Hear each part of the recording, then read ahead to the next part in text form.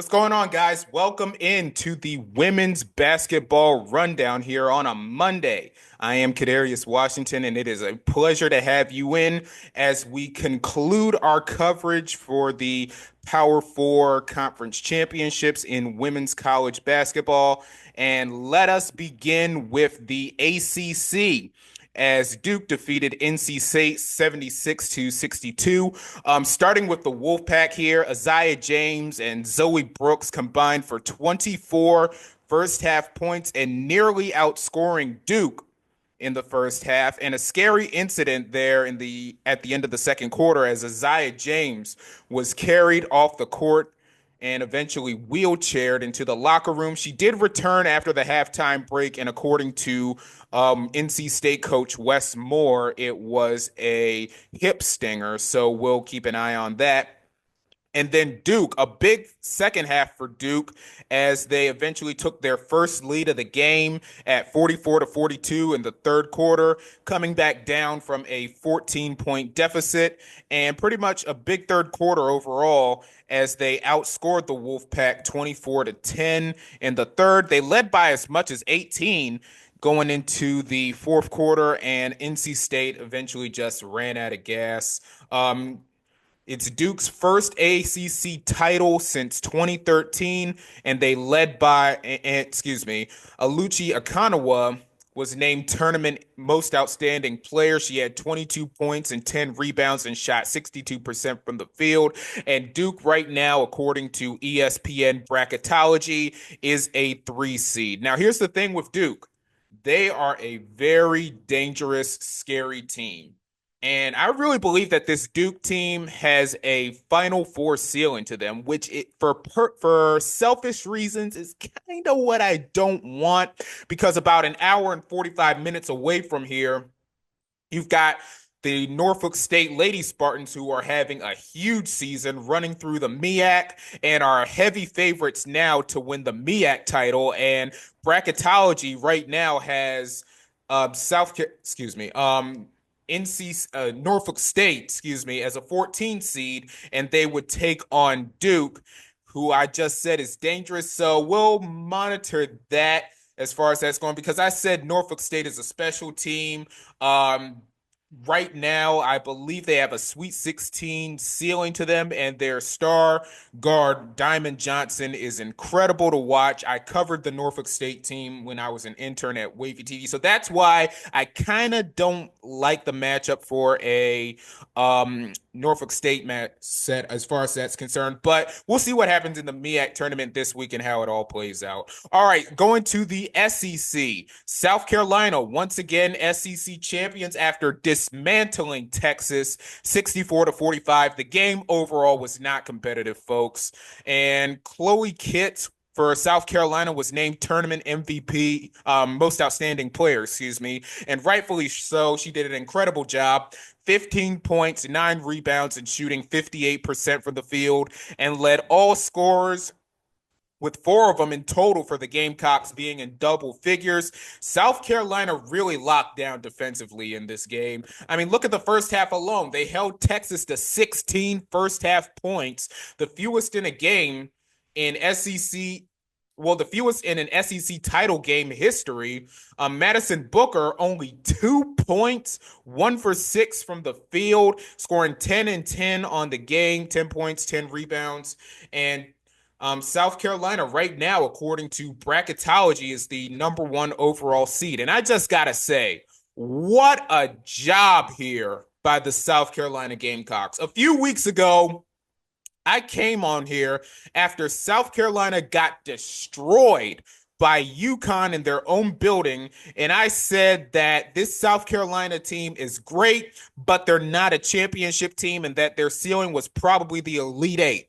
What we saw from the Gamecocks in this SEC tournament, that was a championship team. I mean, my goodness, looking at the teams that they played in Vanderbilt, Oklahoma, and Texas, not only did they beat these teams, they destroyed them. They beat Vanderbilt by 21. They beat Oklahoma by 18, and then 19 against Texas. And listen, with South Carolina, when you look at the three losses, UCLA, Texas in the second meeting, and then, of course, the UConn loss. I mean, the UCLA, yeah, that was a bad loss for the Gamecocks. But if you want to say that it was early in the season and their first legitimate opponent and a coming back down to earth moment after winning the national title, then okay, fine. I can live with that.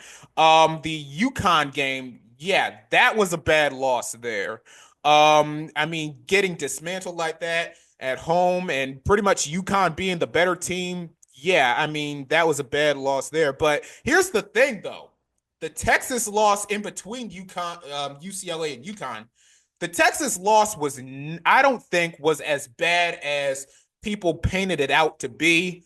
Because, I mean, number one, it was only 4 points. Now, don't get me wrong. I do not think that the score was indicative of the game. I don't think the game was as close as the score was, what I meant, but that was not a game really to panic for with the Gamecocks. And if anything, I said earlier in the season that South Carolina was due to lose one of those games. And so it came across Texas and pretty much, I mean, in Texas, they kind of got cocky a bit after beating South Carolina because if you remember before this game, Vic Schaefer on national television was on ESPN and he called the Texas team uncommon. And if you know, and he said it several times, and if you know South Carolina and Dawn Staley, uncommon is their thing. That's their brand. I mean, last year after South Carolina won the championship, she pretty much pointed out how South Carolina had uncommon favor. Like,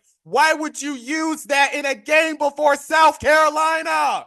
And on top of that, Madison Booker apparently after the second game said, quote, pre-haul, quote, can't bleep and garter. And the same person who couldn't bleep and garter dang near held her scoreless for the first half of that game. Only 2 first half points and on 1% shooting, and she did not have a good game overall. I mean, my goodness, that is a horrible job there by the Texas Longhorns. And I'm going to say this. Dawn Staley, I believe right now she can retire tomorrow. And she's already a Mount Rushmore coach in women's college basketball. And one thing about her in South Carolina, number one, Dawn Staley is going to get the last laugh. And number two, Gamecock fans, do not play about that team. If you badmouth them, now look, I admitted that I did not believe that South Carolina was a Final Four team as far as that's concerned. But from what we saw from the SEC and especially in this tournament game, they definitely raised their ceiling. And the Gamecock fans, like I said, they are going to hold your feet to the fire if you talk about their Gamecocks. And listen, I picked UConn before the season to win the national title. And until they lose in the NCAA tournament, they're still going to be my pick. I think, if anything, UConn may be the team in this tournament that will give South Carolina the most trouble. But my goodness, what we saw in this tournament, that was a championship effort and a championship team there. So that is a good job in order for the South Carolina Gamecocks. All right, going to the Big Ten championship. UCLA got their revenge against USC 72-67. And I thought UCLA was gonna be dead in this game too. But they came out a completely different team in the second half. They held Juju Watkins to 11 points in the second half and only 2 points in the third quarter, which is crazy. And USC was held to 9 points total in the third quarter and was outscored 37-21 in the second half. Juju Watkins struggled in this game too. She had 29 points, albeit, which is incredible, but she did shoot 9 for 28 from the field, which was 32%, and 9 of her points came from the free throw line, which is a little rough if you think about it. And Kiki Ariafen went ghost in this game. She did not play well at all. And yesterday, if you watched my um preview show for the championships, I was giving Kiki Area Finn her flowers of her averaging 22 and 9 in a game before coming into this game. And then she has a game like this. I mean, come on, Kiki. She's been one of the most consistent players for USC this season, but she did have a couple of bad games. She's scored double digits in every game this season except for one, and she has a game like this. That is a really bad look there. And for games where Juju Watkins struggles to get things going, Kiki Ariafin's definitely got to step up in spots like that. So that was a little rough there. A little bit of a rough loss there for USC. And Lauren Betts for UCLA, 17 points, shooting 70% from the field, was named most outstanding player for the tournament. And she also hit 1,000 career points as far as that's concerned there. And so, yeah, good job there by UCLA, who I say is still on fraud watch. Them, Notre Dame, and Tennessee, I believe, are still on fraud watch for the tournament. I was going to put Texas on fraud watch. I mean, if anything, they are candidates for that, but I'll go ahead and slide them a break there. All right, on to the Big 12 championship finally. TCU. How about TCU, man? What a story for them this season. They defeat Baylor for the third straight time, swept them 64-59. Haley Van Lith has had a heck of a year.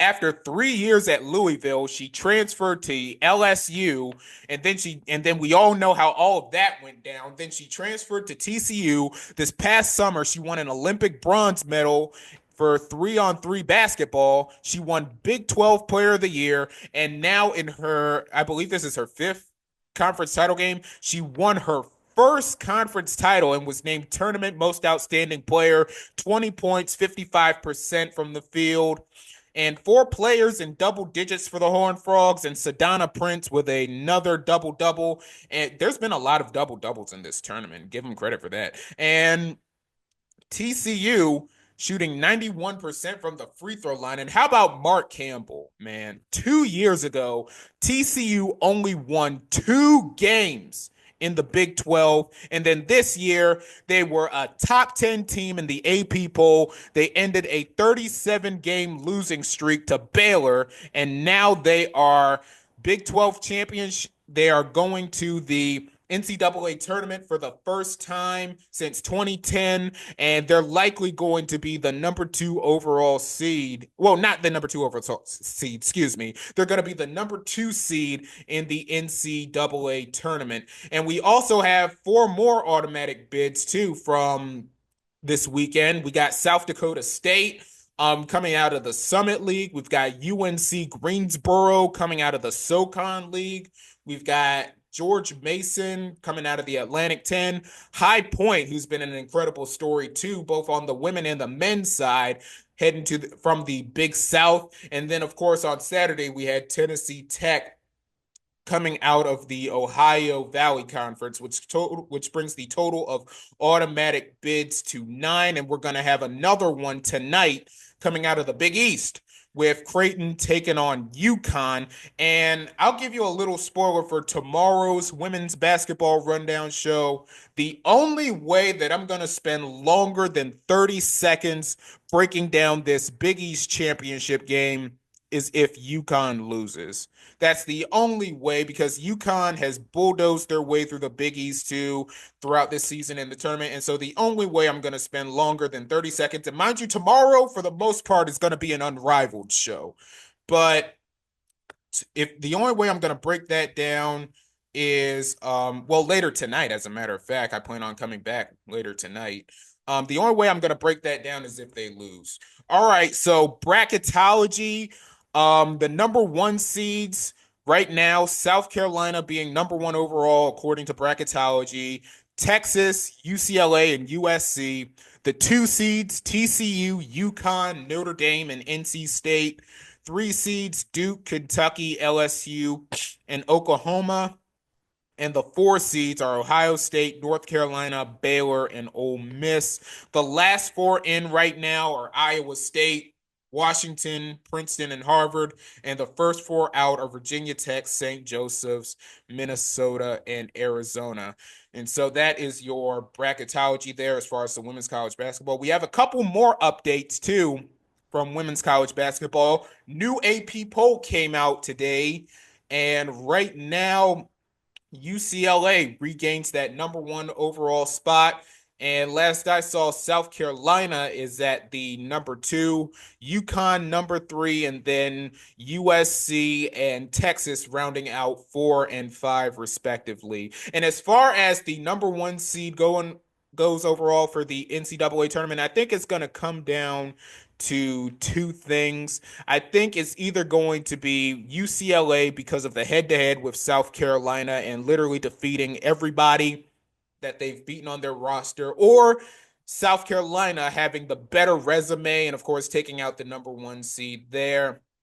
But I wouldn't be mad if either team got the number one seed as far as that's concerned. And another update, too, speaking of South Carolina, the next two seasons, 25 and 26, they are going to be playing against USC in a battle of who the real SC is. That is going to be an incredible matchup there. I mean, it's technically not a home and home because both of these games are going to be at neutral sites. The game coming up in November, later this November, is going to be at Crypto.com Arena in LA. And then the game in 2026 is going to be in Greenville. That is going to be so much fun to watch. An incredible way to get the women's season started next season. All right, a couple of scheduling updates for you too, and I indicated this a little bit during the show. I plan on coming back here later tonight after the unrivaled slate of games and, of course, the Big East title game to look back at the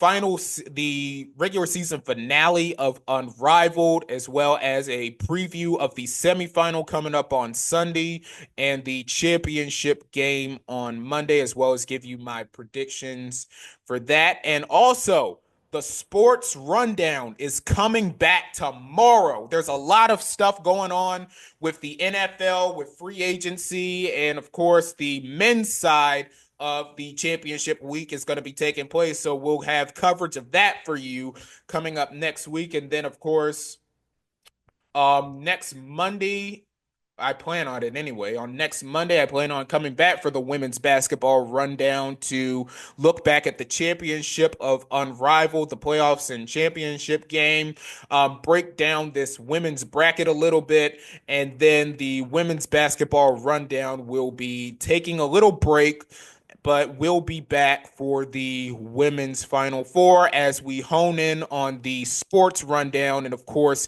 the NCAA tournament on the men's side as well. Well, friends, that will do it for the women's basketball rundown. Be sure to like, comment, and subscribe, and be sure to follow me on Twitter at CW Talk Sports. That's CWTALKS Sports. Hopefully, there's still no blackout because there was a blackout earlier today. So hopefully that's resolved. And also follow me on Bluesky at CWTALKS Sports as well. I plan on coming back in a few hours later tonight after the unrivaled slate of games. But if not, I will see y'all the next time. Good night, everyone.